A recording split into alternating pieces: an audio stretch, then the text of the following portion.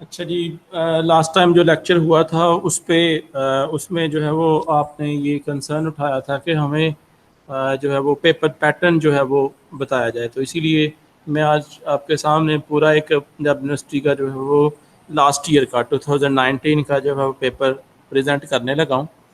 तो मुझे उम्मीद है कि आप समझेंगे भी और गौर भी करेंगे कि बेसिकली आपका पेपर जो है वो उस हवाले से देखा जाए तो ऐसे के अलावा ज़्यादा जिसको हम कह सकते हैं कि क्वेश्चंस बहुत ज़्यादा नहीं हैं, लेकिन जितने हैं उनके आंसर्स काफ़ी लेंथी हैं।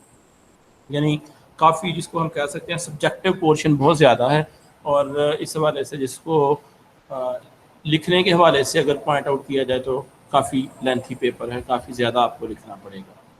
ठीक है जी, तो मैं ज़रा आप लोगों को स्क्रीन अगर विजुअलाइज हो रही है तो ये देखिएगा। ये 2019 का ही पेपर है, पिछले साल का पेपर है, तो आपने ज़रा ध्यान से इसको देखना है। पहले तो आपको बता दूं कि 5 जो है वो आपको क्वेश्चन आएंगे जो आपकी टेक्स्ट में से आएंगे, स्टोरीज ऑफ माई सेल्फ में से आएंगे। ठीक है, यानी जो हम स्टोरीज पढ़ रहे हैं इसमें से, और 5 क्वेश्चन में से आपने 3 के आंसर जो है वो लिखने होते हैं, और हर क्वेश्चन के जो मार्क्स हैं वो 20 हैं। तो टोटल मिला के ये 60 मार्क्स जो है बनते हैं, क्योंकि हमने अटैम्प्ट जो है वो 3 करने हैं आउट ऑफ 5, और जिनके मिला के 60 मार्क्स बनते हैं। ठीक है, उसके बाद जो सेकंड क्वेश्चन है वो है पैराग्राफ के हवाले से, जिसको हम कॉम्प्रीहेंशन बोलते हैं।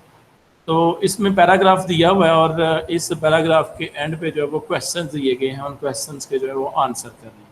इस पे पहले भी एक दफ़ा बात हो चुकी हुई है पैराग्राफ के हवाले से या कॉम्प्रीहेंशन के हवाले से।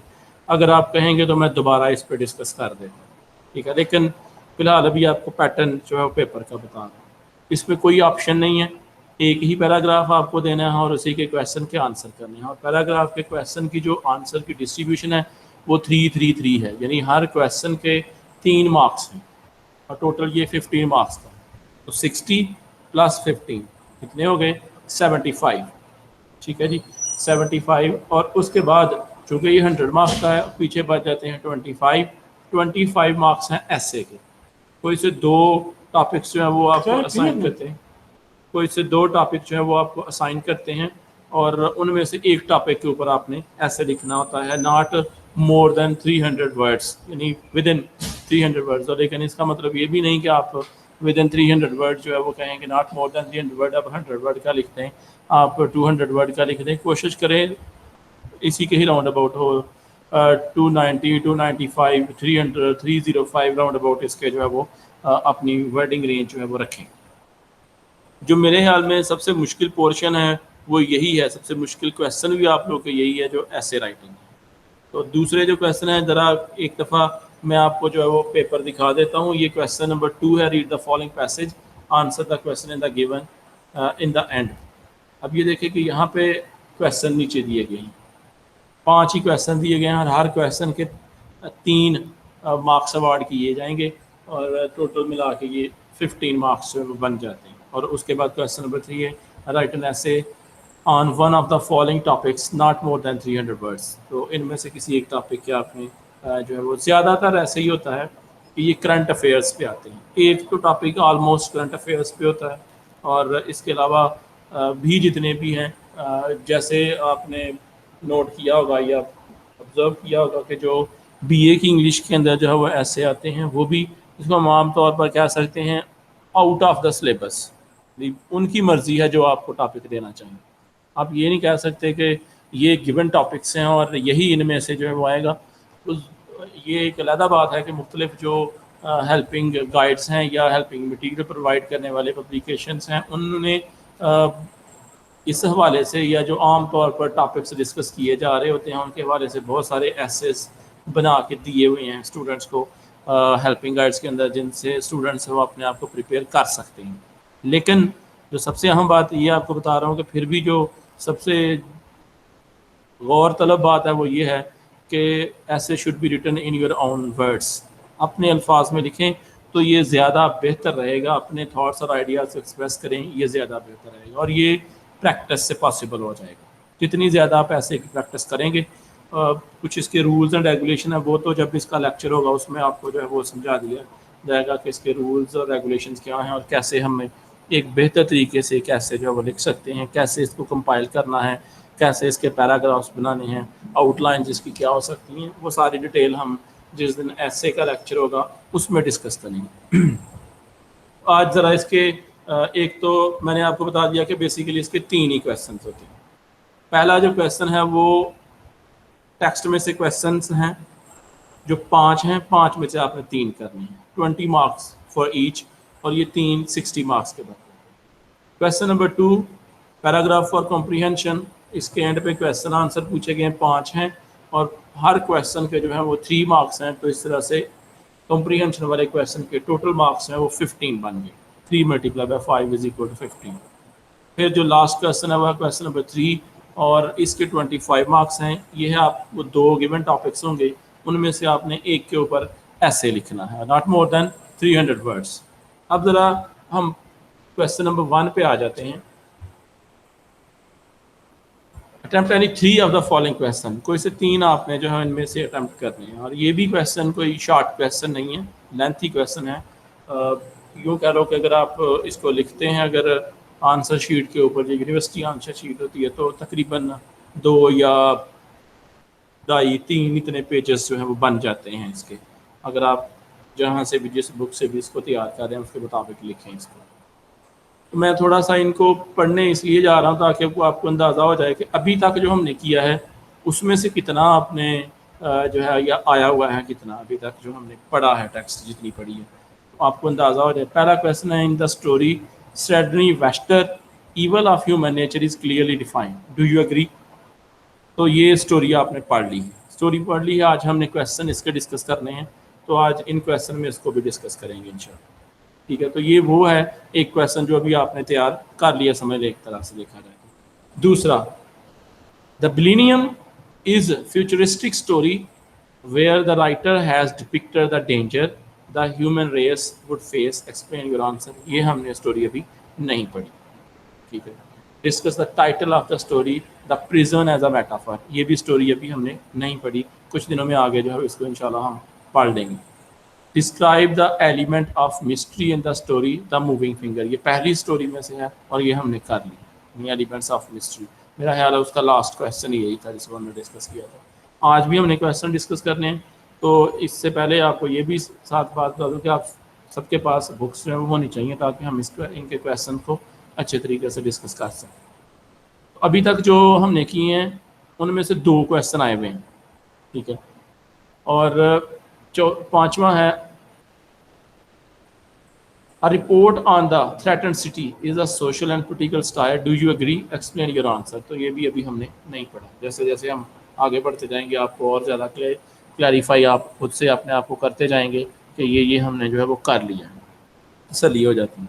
एज अ होल देखा जाए तो डिस्क्रिप्टिव टाइप पेपर है, इसमें ऑब्जेक्टिव टाइप क्वेश्चन नहीं है, डिस्क्रिप्टिव क्वेश्चन है और डिस्क्राइब ही करना है आप लोगों को।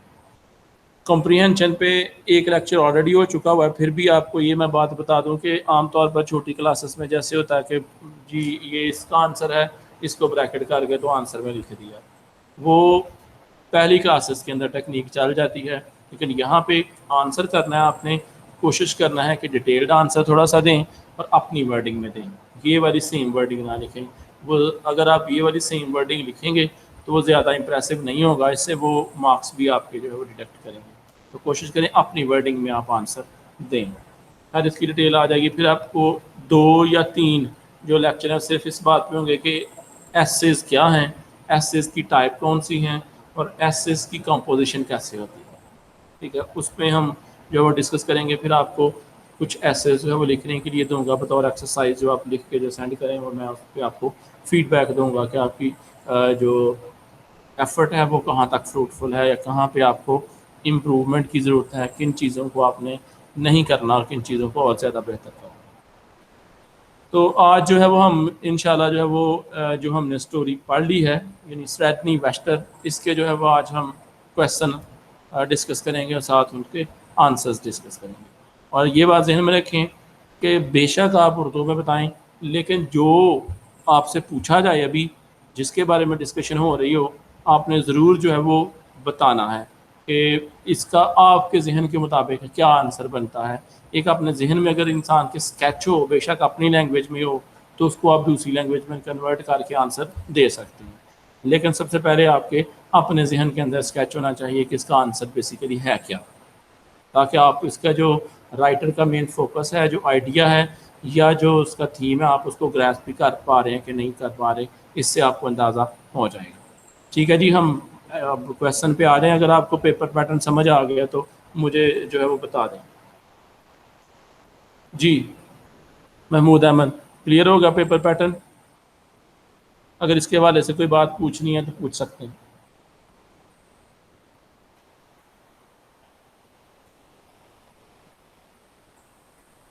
और कोई क्वेश्चन इस हवाले से, पेपर पैटर्न के हवाले से कोई डाउट, कोई जहन में कोई क्यूरी आ रही हो कि पेपर पैटर्न में या कैसे अटैम्प्ट किया जा सकता है?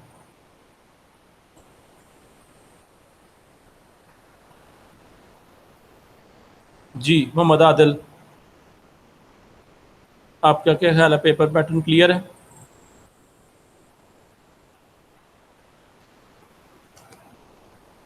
जी अल्लामा इकबाल लॉ कॉलेज, आपका क्या ख्याल है?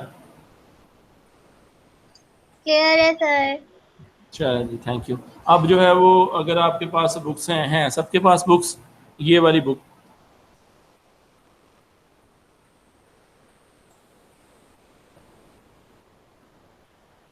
जी हैं।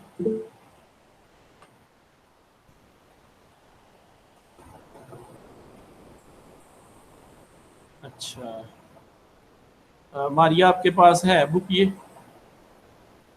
यस सर, मेरे पास है। आप ऐसा करो कि इसके जो क्वेश्चन आंसर है ना, उनकी तस्वीरें लेके तो ग्रुप के अंदर शेयर करो।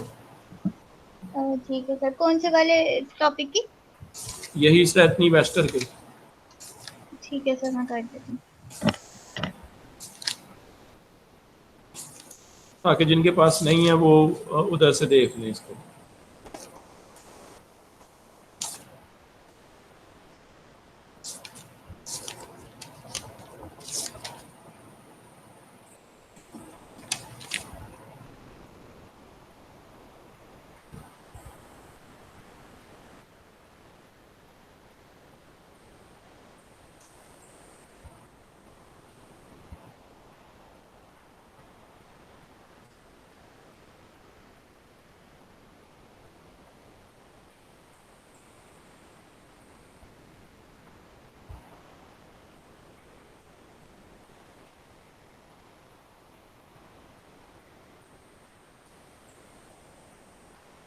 जी मारिया कर दिए?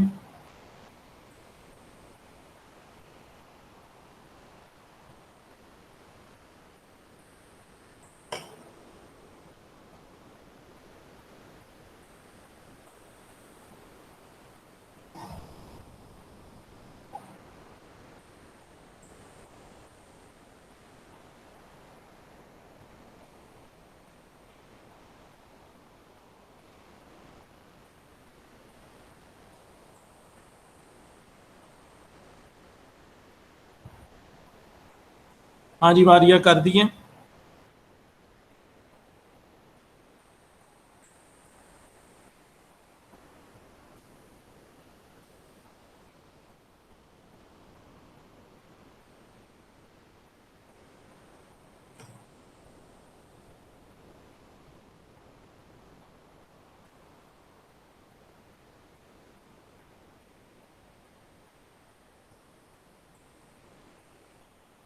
चलें जी, इसका पहला क्वेश्चन देखें, क्वेश्चन नंबर 1।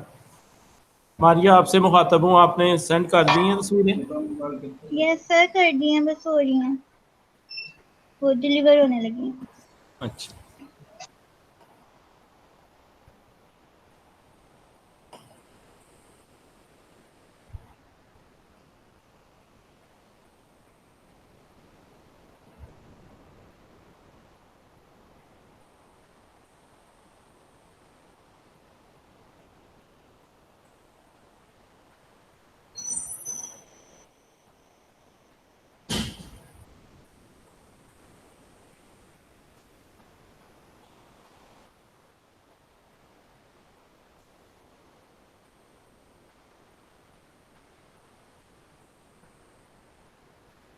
जी हो गई हैं, मिल गई हैं सभी को।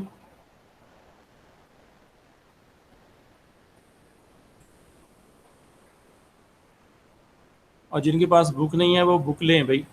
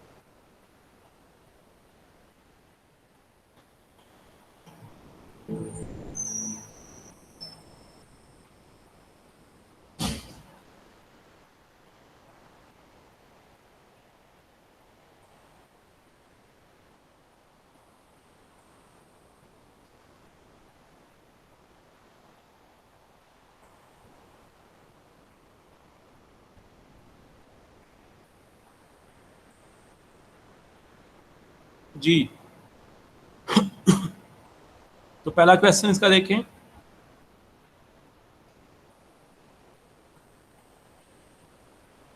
Conradin, the central character in the story, Sredni Vaster, is a sensitive child who uses his active imagination to deal with the painful situation. यानी क्वेश्चन के अंदर पूछा है कि एक बच्चा है स्ट्रेटनी वेस्टर, जो इसका बेसिकली स्टोरी के अंदर मेन कैरेक्टर भी है और सेंसिटिव भी है, और आमतौर पर बच्चे जो है वो सेंसिटिव होते हैं, जो क्या करता है अपनी इमेजिनेशन का यूज़ करता है उस जो दर्दनाक सूरत हाल है उससे निकलने के लिए, उसको टैकल करने के लिए, उसको एनकाउंटर करने के लिए। इस तरह से भी क्वेश्चन पूछा गया है। फिर दूसरा ये भी आ सकता है इसी सेंस में, write a note on the character Conradin in the story Sredni Vashtar, कि करेक्टर कॉनरेडन जो है वो एक्सप्रेस करें इस स्टोरी के अंदर। अब सबसे पहले तो मेरे पास अभी स्टूडेंट्स की तादाद ज़्यादा नहीं है, 3 हैं। हर किसी को मौका दूंगा कि वो चंद जो इसके करैक्टर के मतलब जितनी आपको समझ आई लास्ट लेक्चर के अंदर, क्योंकि आप सबने ये लेक्चर जो है वो अटेंड किया था, आप इसको 4-5 करैक्टर इसकी करैक्टरिस्टिक्स इसकी जो है वो डिस्कस करें। जी, सबसे पहले मारिया से स्टार्ट कर रहे थे। मारिया, आप बेशक you can express in your own language as well. पहले आपने बताना है कि आप उस करैक्टर को कैसे देखते हैं, आप अ, कैसे उस करैक्टर को जो है वो एक्सप्रेस करेंगे। जी मारिया। किस तरह उस करेक्टर को एक्सप्रेस करेंगे, मतलब उसकी करेक्टर एनालिसिस करूं? जी जी। सर कैरेक्टर एनालिसिस इस तरह मतलब होगा ना कि एक बच्चा है जो कि अपने अकेले होने की वजह से जो है इस तरह के ख्यालात उसके जहन में आ जाते हैं कि वो मतलब अच्छी नजर से देखने की बजाय वो अपनी वो जो गार्डियन है उसको पसंद नहीं करता और कोशिश भी नहीं करता, ना वो कोशिश करती है। ठीक है, आगे। इसके अलावा वो अपना एंटरटेनमेंट घर की बजाय बाहर किसी चीज में देखता है, ढूंढता है, और किसमें उसमें उसको ढूंढता है? चाहे एक फेरेटी मिलता है तो उसको भी वो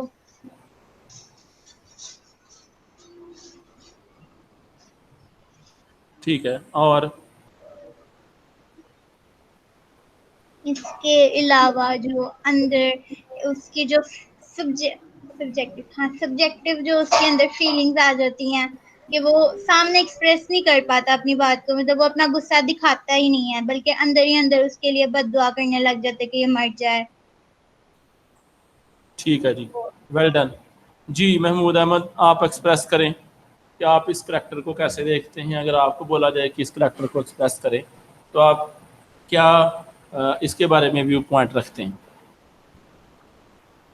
कॉनरेडिन एक 10 इयर्स का एलिंग बॉय है जिसको डॉक्टर्स बोलते हैं कि वो तकरीबन 5 से 10 साल तक और जिंदा रहेगा, उसके बाद उसकी डेथ हो जाएगी। तो उसकी जो कजन होती है वो उसके साथ सिक बिहेवियर रखती है, जिसकी वजह से वो एहसास कमतरी का शिकार होता चला जाता है और अपनी ठीक फीलिंग्स है। अपनी कजन के सामने भी एक्सप्रेस नहीं कर पाता, अपनी कार्ड गार्डियंस को वो अपना एक दुश्मन टाइप समझना शुरू कर देता है हम्म, और उससे बदला लेने ठीक है, के बारे में सोचता रहता है। तन्हाई ठीक पसंद हो हो गया जी। जाता है और उसके बाद वो तो ज्यादा शेड में अपना टाइम स्पेंड करता हम्म, है। शेड में टाइम स्पेंड ठीक, करते करते दो पेट पालता है, हैन और पैरट। और पैरट जब उसकी हैन पकड़ी जाती है, जब उसकी गार्डियन को सेल ऑफ कर देती है, तो वो पैरट को अपना आका समझना शुरू कर देता है और उससे दुआएं करता है कि काश उसकी जो गार्डियन है वो मर जाए या उसके साथ कुछ बुरा हो जाए। ठीक है जी, वेल डन, वेल डन जी। नेक्स्ट मोहम्मद आदल, इसके अलावा कोई आपने एक दो सर जिस दिन ये लेक्चर हुआ था उस दिन ना इधर नेटवर्क का लाइट नहीं थी, नेटवर्क का इशू था, इस वजह से मैं ये लेक्चर नहीं ले पाई ना। तो अच्छा, ये अभी आप समझा देंगे तो मैं समझ आ जाएगी। अभी अभी जितना ये पीछे स्टूडेंट ने बताया है उसकी समझ आ गई है आपको? जी सर। अच्छा अच्छा, चलें ठीक है। अब आपके पास अगर बुक है तो आप बुक से जो है वो चेक कर सकते हैं, और अगर आपके पास जो इमेज अभी जो है वो सेंड किए गए हैं पिक्चर, उनको भी आप देख सकते हैं इसकी रीडिंग के लिए। तो सबसे पहले तो ये है कि ये बहुत अच्छा आप लोगों ने जो है वो एक्सप्रेस किया है इसके करैक्टर को। बेसिकली जो है उसको एक्सप्रेस कर देना है, जो आपको उसके अंदर वैल्यूज़, जो आपको उसके अंदर ड्रॉबैक्स, जो आपको उसकी फ़िज़िकल अपीयरेंस, जो उसकी डिजीज़ डिस्कस की गई हैं, इन्हीं चीज़ों को आपने करैक्टर के अंदर जो है वो प्रेजेंट करना होता है। और कोशिश करें कि जब भी आप करैक्टर रिप्रेजेंटेशन करें तो अपनी तरफ से आइडियाज़ को एक्सप्रेस करने की कोशिश ना करें। बेशक वर्ड आपके अपने हैं, लेकिन जो एज सच उसमें लिखा हुआ है उनको एक्सप्रेस करें तो वो ज़्यादा बेहतर करैक्टर स्केचिंग होगी। तो ये बात बिल्कुल ठीक है। ये जो लास्ट स्टूडेंट ने बताया है उसी को ही जो है वो ज़्यादा एलेबोरेट किया गया है आपके आंसर में। अगर आप लोगों की चॉइस है तो मैं इसकी रीडिंग कर दूं इसके आंसर की, या आपको इसको खुद कर सकते हैं, या आप समझते हैं कि बगैर रीडिंग के भी ये जो है वेल एंड गुड है। आप ज़रा मुझे रिस्पांस दीजिएगा, तो अगर रीडिंग की ज़रूरत है तो मैं रीडिंग भी कर देता हूँ इसके आंसर की। सर आप ना ऐसे करें, थोड़ा बहुत समझा दें उर्दू में या फिर मेन मेन टॉपिक समझा देना इस क्वेश्चन के, तो सारी अच्छा, रीडिंग ना करें आप। चले मैं आपको एक दफ़ा स्टोरी जो है वो थोड़ी सी रिवाइज़ करवा देता हूँ। वैसे ये लास्ट लेक्चर में हुआ था परसों, लेकिन चले मैं स्टोरी रिवाइज़ करवा देता हूँ कि एक 10 साल लड़का है कॉनरेड, जिसका नाम बताया है। इसके माँ बाप की डेथ होती है, तो ये जो है वो इसकी ज़िम्मेदारी जो है वो इसकी एक कज़न ले लेती है, ठीक है। और वो जो कज़न है उसका नाम है डी रोप, वो इसको अपने घर के अंदर जो है वो पाल लेती है। अब उसकी वजह से ये दुनिया को तो ये दिखाती है कि ये मतलब जो है वो मेरी कस्टडी में है, या मैं इसकी जो है वो केयर टेकिंग कर रही हूँ, लेकिन इसके साथ साथ उस बच्चे के साथ जुल्म बहुत ज़्यादा करती है। तो वो बच्चा इसके तकलीफ़ों से तंग आके तन्हाई पसंद हो जाता है और इमेजिनेटिव हो जाता है, और इनका एक घर के बाहर शेड है जिसके अंदर वो 2 पेट्स पाल लेता है। एक पेट जो है मुर्गी है और दूसरा जो है वो फैरट है, न्योला जिसे कहा जाता है, ठीक है। कुछ दिनों बाद जब इसकी जो कज़न है वो थोड़ी सी उसकी दांत में तकलीफ़ होती है, तो वो ज़्यादा घर में स्टे करती है, तो वो देखती है कि ये घर में कम रुकता है। तो वो जब गौर करती है, इसका पीछा करती है, तो देखती है कि इसने शेड के अंदर जो है इसकी मुर्गी पाली हुई है। तो उसको बताए बगैर उसको पता नहीं लगने देती और मुर्गी बेच देती है। उसको बाद में पता चलता है, लेकिन उस पर कोई रिएक्शन शो नहीं करता। तो जो मुर्गी है उससे मोहब्बत थी, तो जो दूसरा था फैरट था, उसको वो अपना खुदा मानता था, उससे डरता था, उसके आगे चढ़ाता था। और जब वो मुर्गी बेच देती है तो वो उससे दुआएं करता है कि काश तुम इसकी जान ले लो, काश ये ज़िंदा ना रहे। बद दुआएं करता है, हर दिन उसके लिए बद दुआएं करता है। और एट दी एंड ऐसा होता है कि वो जब देखती है कि बीवी ये उधर ही जाता है उस शेड के अंदर, तो उसका पीछा करती है, वो आ जाता है, तो वो ढूंढती है कि शायद इसने कुछ और भी वहाँ पर रखा हुआ है। जब ये कुछ देर बाद शेड में दोबारा वापस जाता है तो देखता है कि वही जो स्टडनी वेस्टर है वो खून में लथपथ बाहर आ रहा होता है, और पीछे जो है वो इसकी चीखें इसकी कज़न की जो है वो सुनाई देती हैं, यानी वो इसको इसकी कज़न को मार देता है। इस पे ये बहुत खुश होता है। उस वक्त ब्रेड और बटर जो है वो खा रहा होता है, और यानी एक इंजॉयमेंट शो करता है इस पर कि अब आज से मैं आज़ाद हूँ। ये बेसिकली इम्पीरियलिज़म पे लिखी गई कहानी है कि कैसे ब्रिटिश लोग जो हैं वो इधर आके बर्मा हो गया, इंडिया, पाकिस्तान उस वक्त जो इकट्ठे ही थे, इनके ऊपर जो हुकूमत करते थे, लेकिन हुकूमत की आड़ में क्या जुल्म लोगों के ऊपर ढाते थे, वो इस स्टोरी का मेन थीम है। क्लियर है, ताकि हम क्वेश्चन की तरफ आएँ। स्टोरी की समझ आ गई अब आपको? यस अब सर। आ गया क्वेश्चन। अब ये मुझे बताएं कि मैं क्वेश्चन को आंसर को रीड कर दूं, क्या आप लोग खुद रीड कर लेंगे?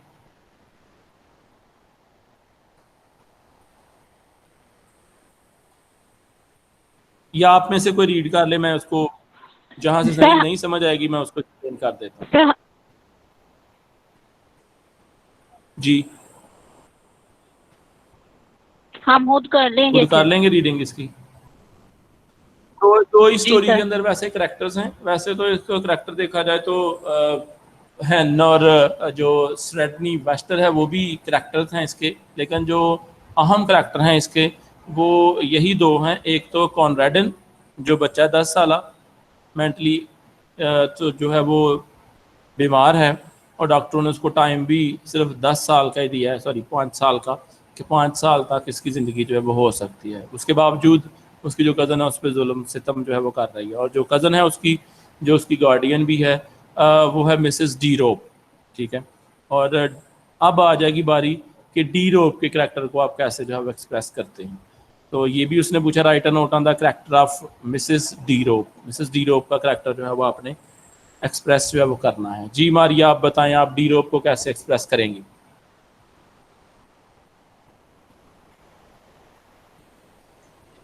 आर्टिफिशियल, वो मतलब एक आर्टिफिशियल किस्म की गार्डियन थी ना वो, अच्छा, कि वो आर्टिफिशियल दिखाती थी कि वो उसके लिए केयर करती है या कुछ, लेकिन करती नहीं थी एक्चुअली में। और जी, और उसकी जो मतलब उसका इंटरेस्ट, उसने देखा कि इधर जाता है, इधर इसको अच्छा लगता है, तो वो चीज ही लेके उसने जो कि बेच दी, और फिर दोबारा से जाती है उस चीज को कि अब ये और किस चीज के पीछे है। अच्छा, तो उसने ऐसा किया क्यों? अपनी उसके लिए नफरत के लिए। नफरत के लिए, मतलब नफरत थी उसको। क्या हम कह सकते हैं कि इसके पीछे वो प्रेजुडिस थी, या उसे उसके साथ एनवी थी, जेलसी थी? सर एक वो होता है ना कि एक बंदे को हम देखते ही हमें अच्छा नहीं लगता, और हमारा दिल करता है हम कुछ ऐसा करें कि इसको मसला हो। हाँ हाँ, उस टाइप की कोई चीज हो सकती है कि यानी वो मतलब हर वक्त उसके लिए किसी कोई ना कोई प्रॉब्लम क्रिएट करना चाहती थी, उसको सुखी नहीं रहने देना चाहती। ये भी हम कह सकते हैं, लेकिन एक जगह जब वो हैन बेच के आती है तब वो ये भी तो उसके लिए वो टोस्ट बना के रखती है, क्योंकि वो उसको खाना पसंद होता है। किसको, अपने लिए कि उसको? वो जो कॉनरेडियन है। कॉनरेडन के लिए। अच्छा, तो वो तो जारी बात है खाना इससे पहले भी उसको देती रहती होगी, जारी बात है वो जिंदा लेकिन था तो इसी वजह से था, तो नहीं खाना सर, जो उन्होंने लिखा हुआ था ना कि वो उसको मतलब उसको फेवरेट था, लेकिन वो उसको कहती थी कि ये मतलब उसको बनाना अच्छा नहीं लगता था। हम्म। मैस्कुलिनी इसके बारे में कुछ लिखा हुआ था, भूल गई हूँ मैं। मतलब वो उस चीज को बनाना पसंद नहीं करती होती, और उस दिन जो है ना वो उसके लिए पहले ही टोस्ट बना के ना रख देती है कि तुमने आज खाया नहीं। ठीक है, ये तो एक तरह से ये भी हो सकता है ना कि जैसे वो कहते हैं शिकार करने के लिए उसको ललचाया जाता है, तो शायद उसने वो ललचा रही हो उसको कि चले अब किसी तरीके से जो है वो इसको ये बात कैसा, यानी मेरे खिलाफ इसके अंदर नफरत पैदा ना हो, ये भी तो एक रीज़न हो सकती है इसकी। पर लेकिन उसको भी तो पता होगा ना कि वो शुरू से उससे नफरत करता है, जिस तरह का वो बिहेवियर उसके साथ रखती है। नहीं, बात का तो होता है कि हम इस धोखे में भी होते हैं कि हम अगले का नुकसान कर रहे हैं, लेकिन शायद अगले को पता नहीं है। ऐसा भी तो होता है लेकिन ना। फिर होता है, लेकिन उसने तो खुद बोल देती है ना कि मैंने तुम्हारी वो जाके बेच दी है अच्छा जी, मुर्गियां। चलें। जी, दूसरी स्टूडेंट आप बताएं, आपके ख्याल में डी रोप आप कैसे जो है वो एक्सप्रेस करेंगी? डी रोप एक क्रूअल गार्डियन होती है। वो अपने जो कजन है कॉनरेडिन उसके ऊपर हर टाइम एक कड़ी नजर रखती है कि उसकी एक्टिविटीज क्या हैं, वो किस तरह के कामों में मुलविस है, और उसको कभी भी नहीं चाहती कि वो किसी भी सूरत में खुश रह सके। एक जेलस फील करती है उसकी खुशी देख के। और जब वो इन सब चीजों से तंग आकर तन्हाई पसंद हो जाता है, तो उसको वो ये भी चीज पसंद नहीं करती कि वो अपनी अकेलेपन में शेड के अंदर क्या करने जाता है, क्यों जाता है। हर टाइम उसकी जासूसी करती रहती है, और जासूसी करते करते वो उसकी हैंड भी भेज देती है, और उसके बाद उसके साथ हर किस्म की ऐसी हरकतें करती है जिससे उसको खुशी मिलती हो। अच्छा, तो आप क्या समझते हैं इसके पीछे अच्छा, क्या तो आप रीज़न क्या हो समझते हैं सकती है, इसके बस पीछे क्या अच्छी नहीं रीजन पड़ती? हो? इसके पीछे उसका अपना बैकग्राउंड भी हो सकता है, जो राइटर ने अपना बयान किया हुआ है कि राइटर की लाइफ ऐसी गुजरी थी, उसने अपनी लाइफ के बारे में एक्सप्रेस करना चाहा है कि जिस तरह उसके साथ हुआ उसी तरह ही शायद माशरे में सबके साथ होता है। नहीं, वो तो चले हो रहा था उसके साथ स्ट्रेडनी, सॉरी कॉनरेडन के साथ ऐसा हो रहा था, ऐसा ही है ना। लेकिन ये जो मिसेस डी रोक थी, ये ऐसा क्यों करती थी? इसके पीछे क्या वजह हो सकती है, क्या रीजन हो सकती है? जेलस फील करती होगी। जेलस फील करती होगी। जेलसी भी कोई वजह होती है, या तो उसका वो कोई मतलब उसके साथ कोई कंपैरिजन है, या कोई कॉन्टेस्ट है, या कोई इस तरह का रिलेशनशिप है जिसकी वजह से वो ये समझती है कि शायद ये मेरा जो है मुझसे हक छीन रहा है, उस सूरत में होती है। तो आपके नज़दीक इसकी और क्या वजह हो सकती है जिसको आप कोई थोड़ा बहुत एलेबोरेट मजीद कर सकें? आप वैसे बहुत अच्छा आपने जवाब दिया। ठीक है, इसकी और क्या वजह हो सकती है?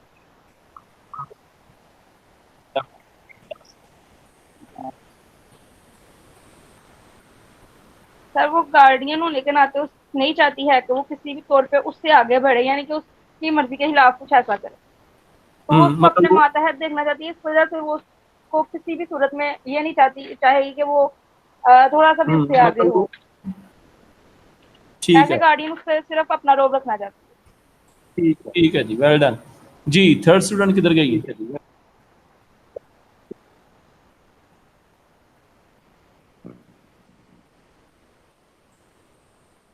अच्छा जी, अब मुझे बताइएगा, अगर कहते हैं तो मैं इसकी रीडिंग कर दूं इसके आंसर्स की, या आप समझ जाएंगे इसको?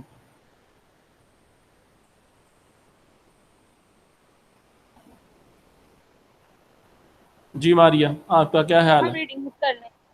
अच्छा, थर्ड क्वेश्चन है इसका।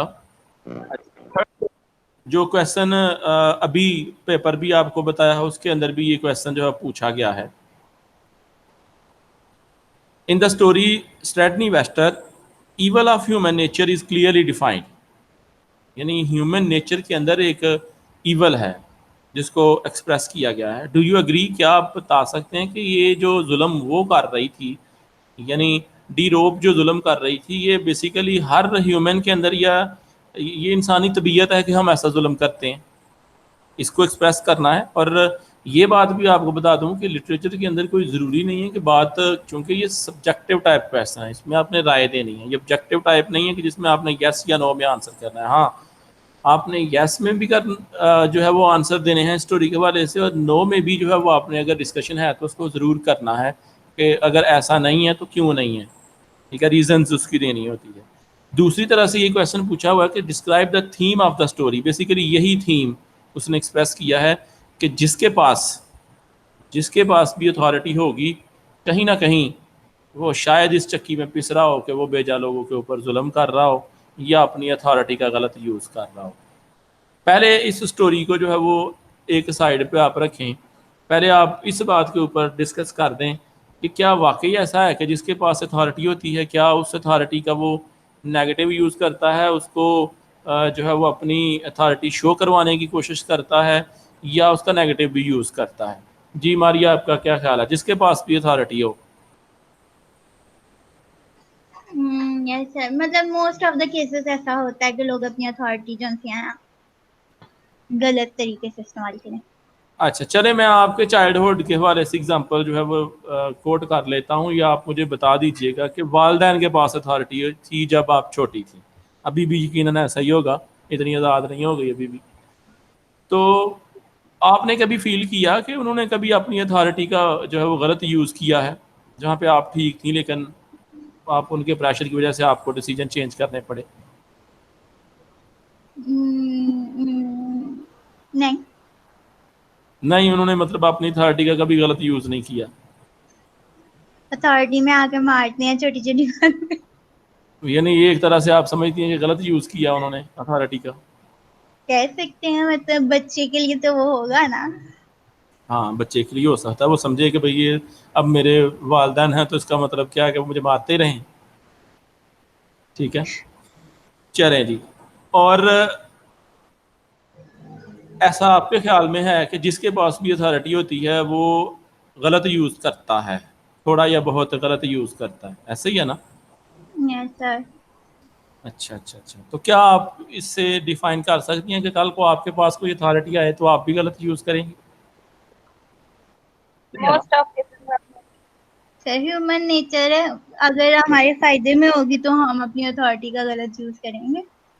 अच्छा, मतलब आपके फ़ायदे में अगर होगा तो आप अपनी अथॉरिटी का गलत यूज़ भी करेंगे। सर अब वो डिपेंड करता है ना किस तरह की सिचुएशन आ जाती है कि हम क्या करें, मतलब इंसान हर टाइम तो नहीं विलिंग होता, लेकिन कभी ऐसे अगर सर्कमस्टेंसेस बन जाए तो इंसान अपनी अथॉरिटी का गलत यूज करेगा। अच्छा, मतलब आपके ख्याल में ये ठीक है कि ये इवल नेचर है, यानी इंसान के अंदर ये चीज़ है कि वो लाजमी अपनी अथॉरिटी का गलत यूज़ करेगा ही करेगा। Yes sir. ठीक है जी, दूसरी स्टूडेंट से राय ले लेते हैं। आपका क्या ख्याल है भाई? मोहम्मद अहमद के नाम से जो आईडी है, आपका क्या क्या ख्याल है इस बारे में कि वाकई जिसके पास अथॉरिटी होती है या इंसानी नेचर के अंदर जो है वो इवल है पहले से ही? यस सर, जिसके पास अथॉरिटी होगी जाहिर बात है उसके अंदर कुछ ना कुछ कहीं ना कहीं इवल भी होगा। कहीं ना कहीं गलत भी होगा। और ये हम इस सेंस में कह सकते हैं कि अगर उस पर भी कोई चेक एंड बैलेंस नहीं है तो वो गलत कर सकता है, ठीक है। लेकिन अगर नहीं है उसके ऊपर चेक एंड बैलेंस, तो क्या सारी दुनिया ही ऐसी होती है कि वो मतलब गलत इस्तेमाल करते ही करते हैं उस अथॉरिटी का? सर क्या बात क्या केसेस में तो ऐसा भी होता है कि चेक एंड बैलेंस होते हुए भी लोग गलत इस्तेमाल करते हैं। गलत यूज़ करते हैं? इसकी बेसिक रीज़न आप क्या समझती हैं, क्यों ऐसा है? इंसानी नेचर है कि वो हमेशा अपने फायदे की बात सोचते हैं, तो जब वो अपने फायदे की बात सोचेंगे तो उसको इवल और रॉन्ग एंड राइट का फिर सब कुछ फर्क भूल जाता है इंसान जब अपने बारे में सोचना शुरू कर देता यानी अपनी ज़ात के बारे में इंसान सोचता है। है। तो ठीक है, तो ये फिर इसकी बारी आई है तो गायब हो गई है। अच्छा जी, सर उसकी लाइट चली गई है इसलिए वो ऑफलाइन हो गई है। अच्छा अच्छा अच्छा अच्छा, चलें, तो ये लाइट बार बार आ जा रही है? सर अक्सर आजकल वो मौसम ऐसा है ना, तो वो इस तरह ही हो रहा होता है, कभी लाइट आती है कभी चली जाती है। अच्छा, अब ये ज़रा देखिएगा कि हमने इस क्वेश्चन को जो डिस्कस करना है, इम्पॉर्टेंट क्वेश्चन है, थीम भी है बेसिकली इसका, कि क्या वाकई ऐसा है जो आपने कहा अपनी मालूमात के मुताबिक, अपनी इंफॉर्मेशन के मुताबिक, या जिसको हम कहते हैं अपने फहम के मुताबिक आपने काफ़ी बेहतर जो है वो आंसर दिया है।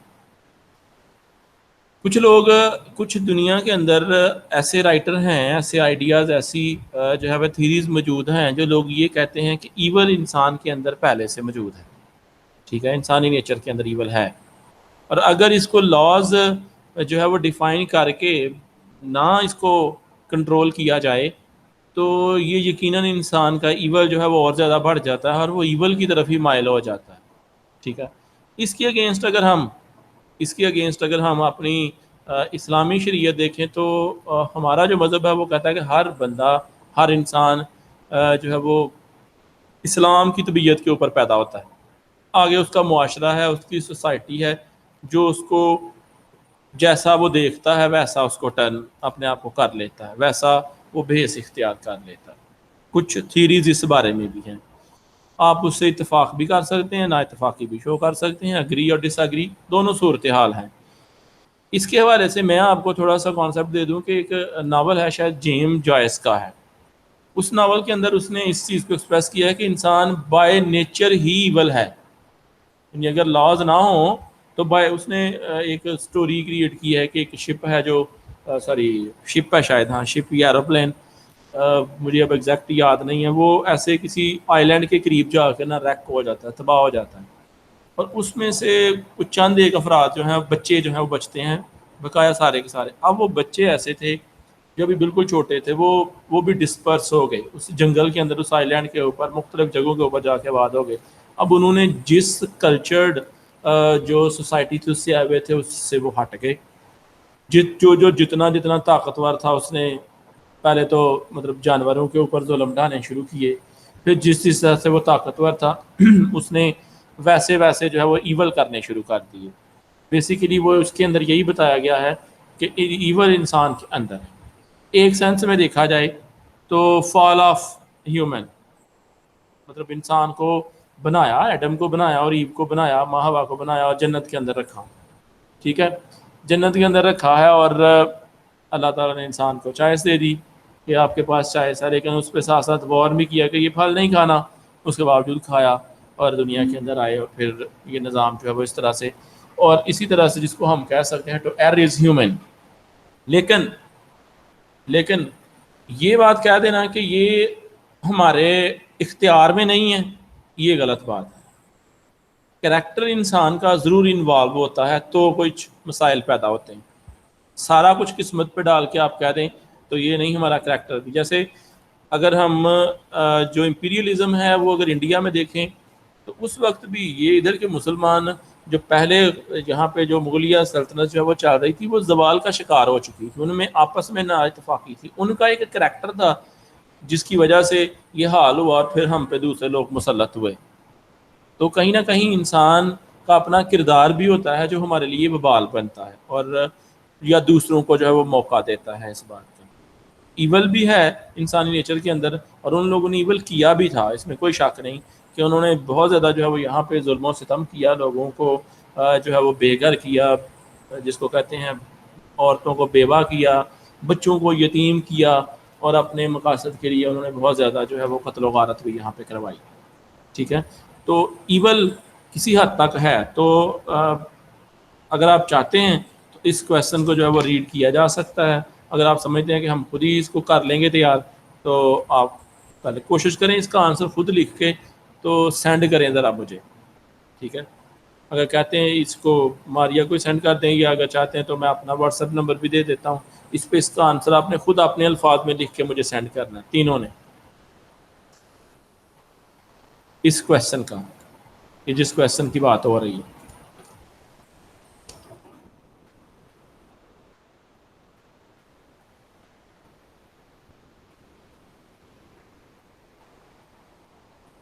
ठीक है जी, ये नंबर मैंने आपको सेंड कर दिया है।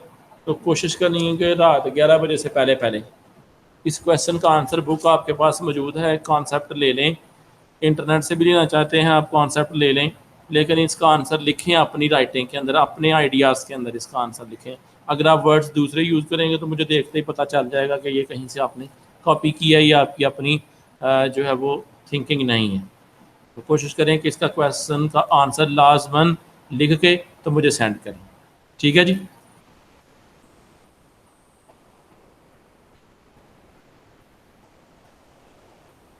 समझ गए आप?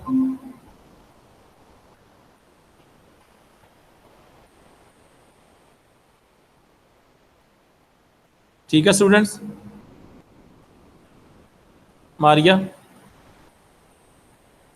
Yes sir. चलो जी, दूसरों को भी इन्फॉर्म कर दो।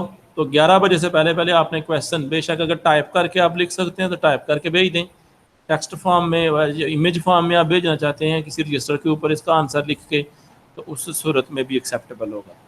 दोनों में आप जैसे चॉइस कर सकते हैं, आपकी मर्जी है, लेकिन भेजना ज़रूर आपको खुद लिख। सर कल को इस स्टोरी का ही भेजना है? जी कल भेजना है ये जो आज आपने दिया लेक्चर? नहीं, भेजना नहीं है। मैंने एक इसका जो थर्ड क्वेश्चन है इसको डिस्कस किया और मैंने कहा इसका आंसर आपने लिख के तो मुझे भेजना है, और कोशिश करनी है आपने अपनी वर्डिंग में लिखना है, और 11 बजे से पहले पहले, आज रात 11 बजे से पहले पहले आपने भेजना है। जी सर। ठीक है जी। एक ही क्वेश्चन मैंने सिर्फ दिया है, थर्ड क्वेश्चन जो है उस क्वेश्चन का आंसर आपने लिख के भेजना है। ओके जी। और कोई क्वेश्चन पूछना है तो आप पूछ सकते हैं।